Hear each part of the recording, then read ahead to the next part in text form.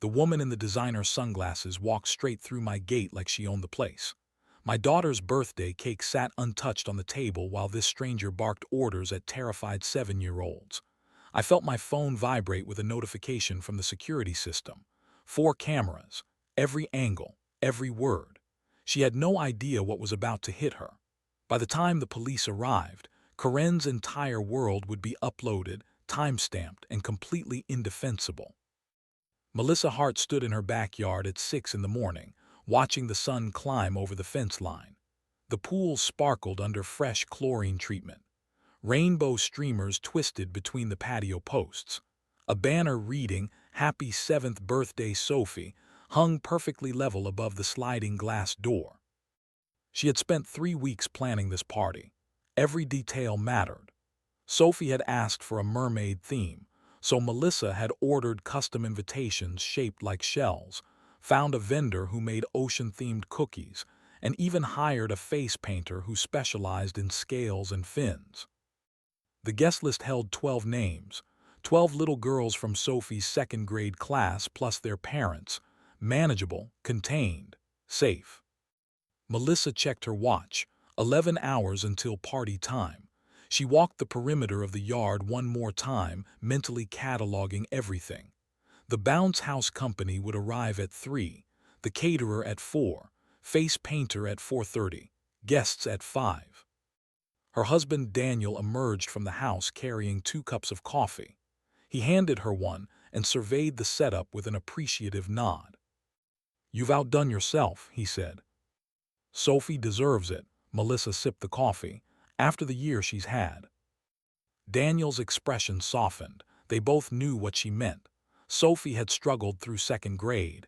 The transition from their old neighborhood had been harder than expected. New school, new friends, new everything. This party represented more than just a birthday. It was Sophie's chance to solidify the fragile friendships she had built over the past 10 months, to feel like she belonged.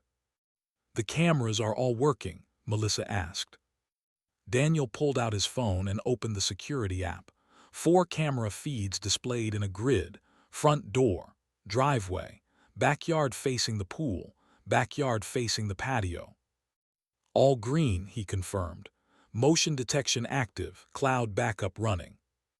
They had installed the system 6 months ago after a string of package thefts in the neighborhood. The cameras had already paid for themselves twice over, catching a would-be burglar and documenting a fender bender that happened in front of their house. Melissa didn't think twice about the cameras anymore. They were just part of the background, silent observers that made life slightly safer. "Sophie still sleeping?" Daniel asked. "Out cold. I'll wake her at 8 for pancakes." They stood together in the quiet morning, coffee steam rising between them. The day stretched ahead with perfect possibility. Neither of them imagined how badly it would derail. Sophie woke at 7:45 on her own, too excited to sleep. She burst into her parents' bedroom with wild hair and bright eyes. "Is it time? Can we start decorating? When are my friends coming?" Melissa laughed and pulled her daughter into bed between her and Daniel. "Pancakes first, then you can help me with the final touches." They ate breakfast on the patio while Sophie chattered about everything she hoped would happen. She wanted to show Emma her new diving board skills. She wanted to make sure Olivia got the purple mermaid tail from the party favor bags. She wanted the face painter to give her the most elaborate design possible. "What if it rains?" Sophie asked suddenly, her expression clouding. Melissa pointed at the impossibly blue sky. "Not a chance. Perfect weather all day." "What if nobody comes?" "Everyone RSVP'd yes, they're all coming." "What if they don't like the food?" Daniel reached over and ruffled Sophie's hair. "Kiddo, it's going to be perfect. Your mom has planned everything down to the minute." Sophie seemed to accept this. She finished her pancakes and ran inside to change into her new swimsuit, a turquoise one-piece covered in sequin scales. The morning passed in a blur of activity. The bounce house arrived on schedule and inflated near the back fence. The caterer dropped off trays of food at 4 sharp. The face painter set up her station at the patio table with military precision. By 4:45, everything was ready. Melissa stood at the kitchen window, watching Sophie practice cannonballs into the deep end. Her daughter's laughter carried across the yard, pure and unself-conscious. Daniel came up behind her and wrapped his arms around her waist. "You did good." "We did good," Melissa corrected. The doorbell rang at 4:58. The first guests had arrived. Emma Chen and her mother Linda were first through the door. Emma carried a wrapped present nearly as big as she was. She and Sophie immediately ran toward the pool, their squeals of delight echoing off the water. Linda handed Melissa a bottle of wine. "For later, when you've survived 12 7-year-olds. "I'm counting on it," Melissa said. More families arrived in quick succession. Olivia Martinez with her father Carlos, the Patterson twins with both parents, Ava Johnson with her grandmother. Each arrival brought another burst of energy into the backyard. By 5:15, 11 of the 12 invited guests had checked in. Melissa did a mental head count. Only Madison Walker was missing. Madison's mother Rachel had texted that morning confirming they would be there, so Melissa wasn't worried. The party hit its stride quickly. Kids splashed in the pool under adult supervision. The face painter worked through her cue with practiced efficiency. Daniel manned the grill, producing hot dogs and hamburgers at a steady pace. Melissa circulated through the yard, making sure everyone had drinks, that the music wasn't too loud, that no one felt left out. This was her element. She was good at creating spaces where people felt welcome. At 5:45, the doorbell rang again. Melissa excused herself from a conversation with Carlos about summer camp options and headed inside. Through the front door's frosted glass, she could see a silhouette. Tall, alone. She opened the door with a smile ready. The smile froze. A woman stood on the porch, mid-40s, shoulder-length blonde hair styled in aggressive layers, designer sunglasses despite the late afternoon shade, white capri pants, a silk blouse that probably cost more than Melissa's entire party budget. Melissa had never seen her before in her life. "Can I help you?" Melissa asked. The woman looked past Melissa into the house. "I'm here for the party." "I'm sorry, I think there's been a mistake. This is a private birthday party, invitation only." The woman's mouth tightened. "My daughter Madison was invited. I'm Corinne Walker, Rachel's sister." Understanding clicked into place. Rachel had mentioned her sister might do the drop-off if she got held up at work, but something felt off about the way this woman stood, the aggressive set of her shoulders, the dismissive tone. "Of course," Melissa said, trying to keep her voice warm, "but I don't see Madison." Corinne waved a hand vaguely toward the street. "She's coming. I wanted to check out the setup first, make sure it's appropriate." The words hit Melissa like a slap. "Excuse me. Rachel told me it was a pool party. I need to verify the safety measures, depth markers, life vests, supervision ratios." Melissa felt heat creep up her neck. She had hosted dozens of pool parties. She and Daniel were both certified in CPR. They had a lockable pool fence. They maintained strict supervision rules. "Everything is completely safe," Melissa said evenly. "We have multiple adults watching the pool at all times." Corinne pushed past Melissa into the house, without waiting for an invitation. "Wait," Melissa said, "you can't just—" But Corinne was already walking through the living room toward the sliding glass door. Her heels clicked authoritatively on the hardwood. Melissa hurried after her, anger and confusion warring in her chest. This woman had no right to barge into her home, but she was also Madison's aunt, and Melissa didn't want to create a scene that might embarrass the little girl. Corinne stepped onto the patio and surveyed the backyard like a general inspecting troops. Her lips pursed in obvious disapproval. Daniel noticed Corinne immediately. He set down his grilling tongs and crossed the patio to stand beside Melissa. "Who's this?" he asked quietly. "Corinne Walker, Madison's aunt. She wanted to check the safety setup." Daniel's eyebrows rose, but he extended a hand politely. "Daniel Hart, welcome." Corinne ignored the hand. She pointed at the pool. "How deep is the deep end?" 8 feet, Daniel answered, "clearly marked, and we have." 8 feet. Corinne's voice rose sharp and loud enough to make several nearby parents turn. "That's completely inappropriate for children this age." Melissa felt her jaw clench. "The kids are only in the shallow end, 3.5 feet. We've been very clear about the pool rules." "And who decided 3.5 feet was safe? What are your qualifications?" The patio had gone quiet. Kids still splashed in the pool, but every adult in the vicinity was now watching the confrontation unfold. Linda Chen stepped closer, concern on her face. "Is everything okay?" Corinne turned her disapproval on Linda. "Are you comfortable with these conditions? No lifeguard, inadequate supervision, children practically unsupervised." Linda looked confused. "There are 8 adults watching 12 kids. That seems pretty supervised to me."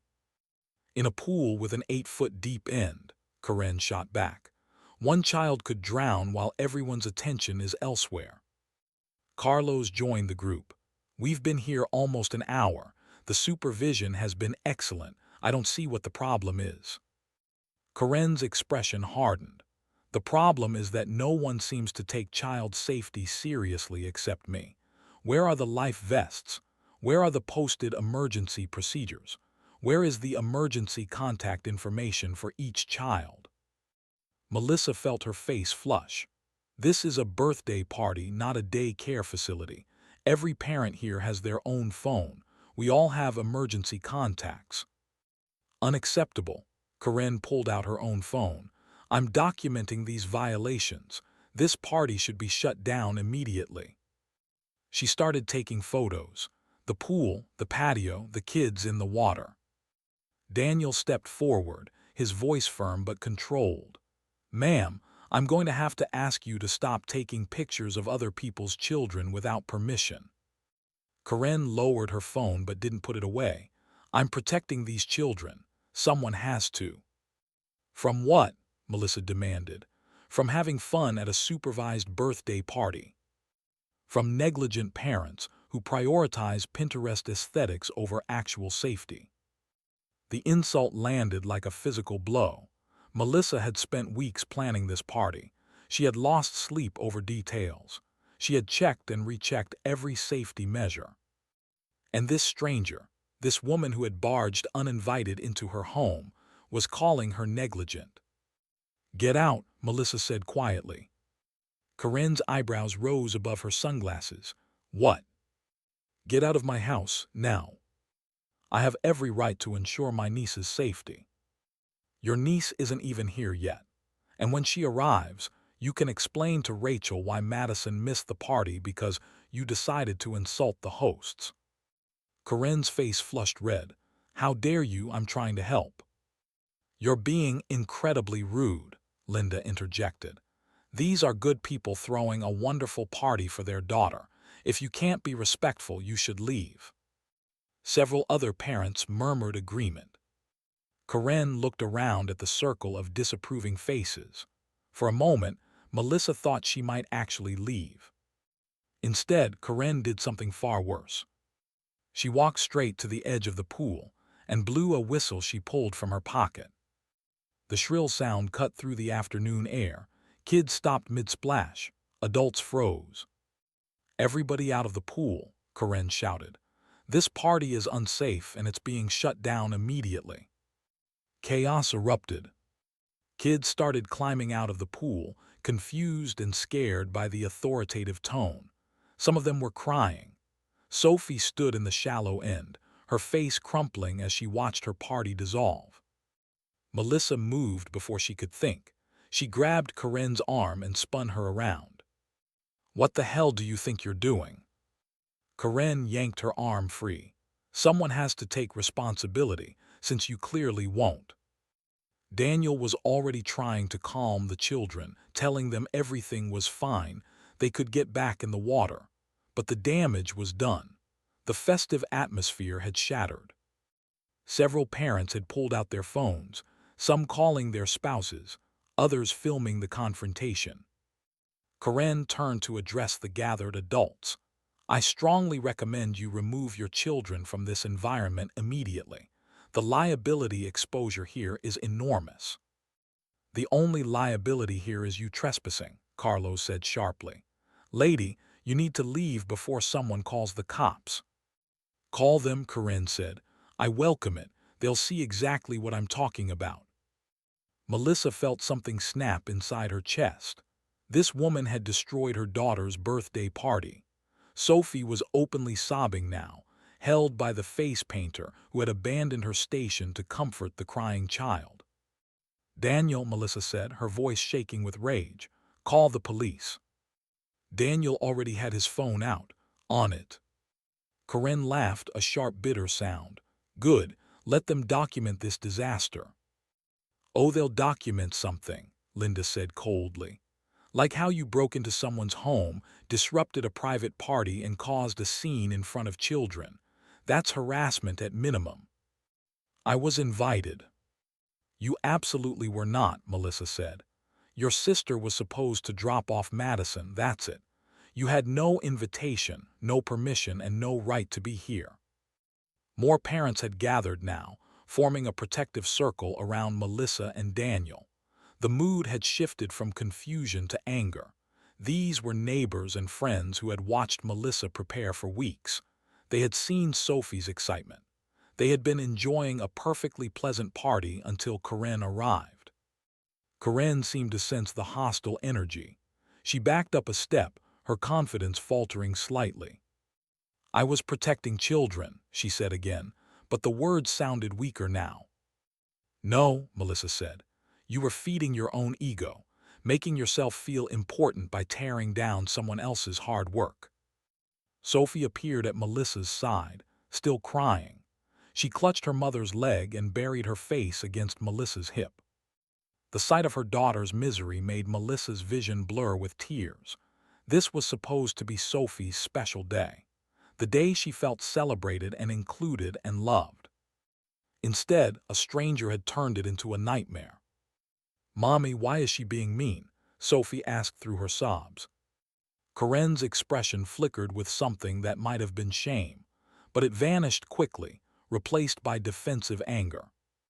I'm not mean, I'm responsible. Your mother should thank me. Get away from my daughter, Melissa said with deadly quiet. Daniel stepped between Karen and Sophie. The police are 5 minutes out. You can wait by the front door or you can leave now. Your choice. Karen hesitated. For the first time, uncertainty crossed her face. Then a car door slammed in the driveway. Rachel Walker came running around the side of the house, Madison trailing behind her. Rachel's face was flushed, her expression panicked. Karen, what are you doing here? You were supposed to just drop Madison off and leave. Karen turned to her sister with obvious relief. Rachel, thank God, you need to see what's happening here. This party is completely unsafe. The pool depth, the lack of proper supervision. Stop, Rachel held up a hand. Just stop. She looked around at the assembled parents, at the crying children, at the wreckage of what had clearly been a happy party. Did you blow a whistle? Rachel asked quietly. Karen hesitated. The situation required intervention. Oh my God! Rachel covered her face with her hands. You promised you wouldn't do this anymore. Do what? Karen demanded. Care about child safety. Sabotage other people's events because you think you know better than everyone else. The words hung in the air. Melissa watched Rachel's face, saw genuine mortification there. Whatever Karen's issues were, Rachel had dealt with them before. I am so sorry, Rachel said to Melissa and Daniel. My sister has a condition. She's supposed to be in therapy. She's not supposed to be around situations like this. A condition, Melissa echoed. Obsessive interference disorder. It manifests as compulsive need to control environments she perceives as chaotic or unsafe, even when they're not. Corinne's face went scarlet. Rachel, you can't just tell strangers my diagnosis. You just ruined a child's birthday party. I think they deserve an explanation. Sirens wailed in the distance, growing closer. Corinne's eyes widened. You actually called the police. You trespassed, harassed us, and terrorized children at a private event, Daniel said flatly. Yeah, we called the police. 2 squad cars pulled up to the curb. 4 officers got out and approached the backyard through the open side gate. The lead officer, a woman in her 30s with kind eyes and no-nonsense posture, surveyed the scene quickly. Someone called about a disturbance. That would be us, Melissa said. She pointed at Corinne.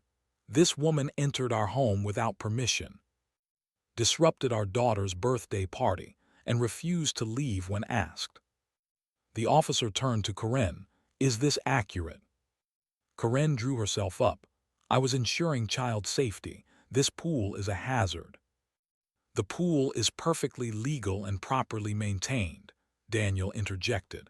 We have all the permits and safety equipment required by law. The officer looked at Corinne more carefully. Ma'am, do you have any official capacity here? Are you a building inspector, child services? I'm a concerned citizen. So no official capacity. The officer's tone cooled. Did the homeowners invite you onto the property? Corinne faltered. My niece was invited to the party. Rachel stepped forward. Officer, I'm Corinne's sister. My daughter Madison was invited. I asked Corinne to drop her off because I was running late. She was not invited to stay. She was supposed to leave immediately. The officer nodded, putting the pieces together. So you entered the property under false pretenses, caused a disturbance, and refused to leave when asked. I was protecting children. From a supervised birthday party. The officer looked around at the clearly safe setup, the multiple responsible adults, the now calm children who had returned to playing. Ma'am, I'm going to need to see your ID. Corinne reluctantly pulled out her driver's license. The officer examined it, then walked a few feet away to run it through her radio. The other 3 officers stayed close, creating a casual but clear barrier between Corinne and everyone else. Melissa felt Daniel's hand find hers. Sophie had stopped crying and was watching the scene with wide eyes. Is the mean lady going to jail? Sophie whispered. I don't know, sweetie, Melissa said honestly. The lead officer returned. Her expression had hardened. Ms. Walker, you have 2 prior incidents of trespassing on file. One at a school playground, one at a community pool. Both times you were asked to leave and refused. Rachel closed her eyes, clearly hearing this for the first time. Those were different, Corinne protested. Those situations were actually dangerous. According to the reports, both situations were properly supervised public facilities. You were removed both times for causing disturbances. The officer put away her notepad. Ms. Walker, you're being charged with trespassing. You need to come with us. You can't arrest me for trying to protect children. I can arrest you for entering private property without permission and refusing to leave when asked. That's textbook trespassing. 2 officers moved to flank Corinne. She looked around wildly as if searching for support, but even Rachel had stepped away, shaking her head. This is insane, Corinne said, but her voice had lost its authority. She sounded scared now. You have the right to remain silent, the officer began. They handcuffed Corinne with professional efficiency. She didn't resist, but she kept talking, trying to explain, to justify, to make someone understand why she had been right to do what she did. No one was listening anymore. As the officers led Corinne away, Rachel approached Melissa with tears streaming down her face. I'm so sorry. I had no idea she would do something like this. She told me she was doing better. I should never have asked her to help. Melissa wanted to be angry. Part of her was. But looking at Rachel's genuine distress, at little Madison standing confused by her mother's side, she felt the rage drain away into exhaustion. "It's not your fault," Melissa said. "You couldn't have known. Is there anything I can do to fix this, to make it up to Sophie?" Melissa looked at her daughter. Sophie had rejoined her friends by the pool, though the party had lost its earlier energy. Kids talked in subdued voices. Parents checked their watches, clearly wondering if they should leave. "Help me save this party," Melissa said. "Help me give Sophie the birthday she deserves." Rachel nodded through her tears. "Anything." It took 20 minutes to rebuild the atmosphere.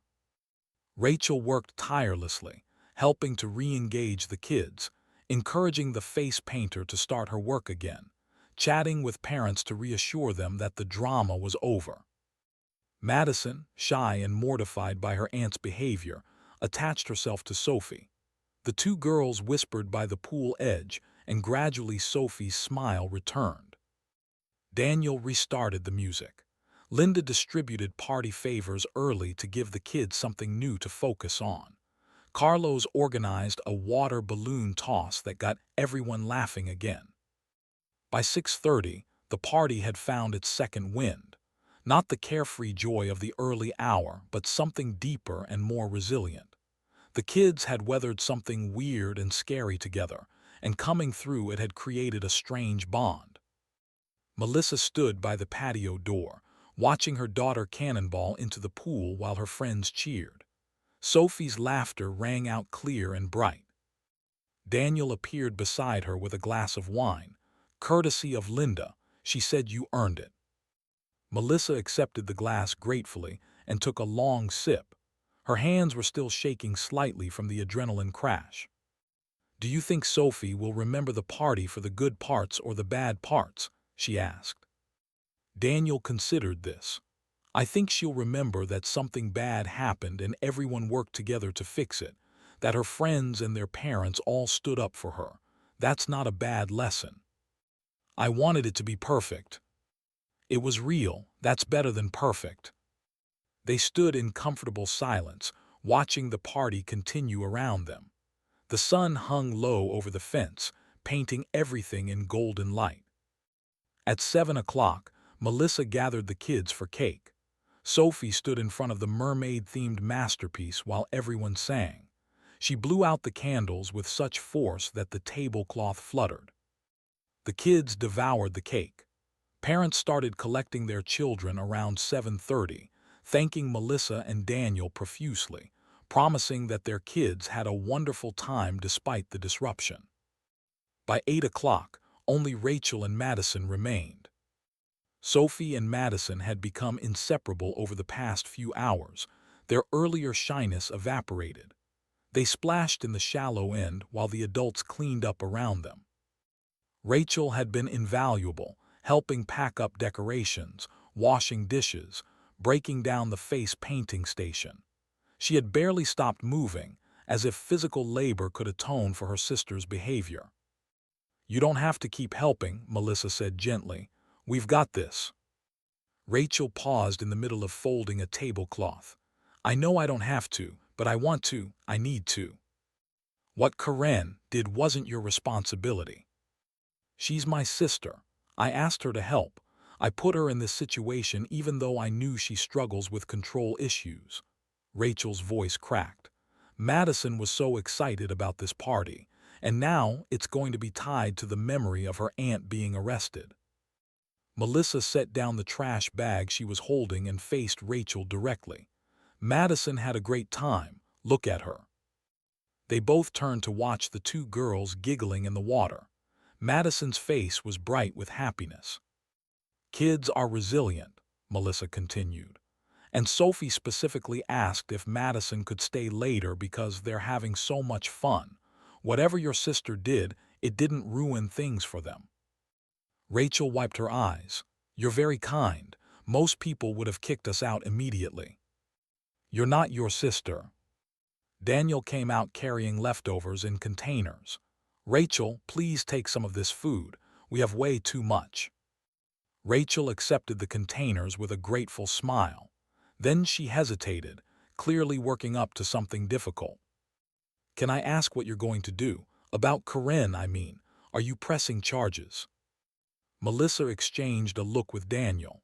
They hadn't discussed it yet, caught up in salvaging the party. "I don't know," Melissa admitted. "Part of me wants to throw the book at her. She traumatized my daughter and destroyed something we worked hard to create. I understand completely. But another part of me thinks maybe she needs help more than punishment. You said she has a diagnosis." Rachel nodded. "Obsessive interference disorder. It's a subset of OCD. She becomes fixated on perceived dangers and can't rest until she's intervened, even when intervention isn't appropriate or wanted. It's ruined her relationships, cost her jobs. She's been in therapy on and off for years." "Is she taking medication?" "She's supposed to be, but she stops when she starts feeling better. She thinks she has it under control, and then something triggers her and it all spirals again." Melissa thought about the woman she had seen tonight. The aggressive certainty, the refusal to see reason, the genuine belief that she was helping. Mental illness didn't excuse bad behavior, but it might explain it. "I need to think about it," Melissa said finally. "Talk to Sophie. See how she's processing everything. Then Daniel and I will decide." "That's more than fair," Rachel said. "Whatever you decide, we'll understand." At 8:30, Rachel called Madison out of the pool. The little girl protested until Sophie hugged her goodbye and promised they could have a playdate soon. As Rachel and Madison left, Rachel turned back one more time. "Thank you," she said simply, "for being decent people." When they were gone, Melissa and Daniel finished cleaning in comfortable silence. Sophie had gone inside to shower and change, exhausted but happy. Daniel locked the pool gate and checked the security cameras out of habit. The 4 feeds showed a quiet, dark backyard, everything peaceful now. "You know those cameras recorded everything, right?" he said. Melissa paused in the middle of stacking chairs. "I hadn't thought about it." "Every word, every action, from the moment Corinne walked into frame." They looked at each other, both realizing the implications. "Should we watch it?" Melissa asked. "Not tonight. Tonight we focus on Sophie and making sure she's okay." They found their daughter in her bedroom, wrapped in a fluffy towel, staring at the pile of presents in the corner. "Can I open them now?" Sophie asked. "Absolutely," Melissa said. They sat on the floor while Sophie tore through wrapping paper. Books, art supplies, mermaid-themed everything. With each gift, Sophie's smile grew wider, the earlier trauma fading. When the last present was unwrapped, Sophie threw her arms around Melissa. "Best birthday ever," she said. Melissa's throat tightened, even with the mean lady. "Even with, because everyone was so nice after, and Madison became my friend, and you and Daddy protected me." She said it so simply, with such complete faith. Everyone had protected her. That's what Sophie would remember. Daniel caught Melissa's eye over their daughter's head. His expression said everything. They had done their job.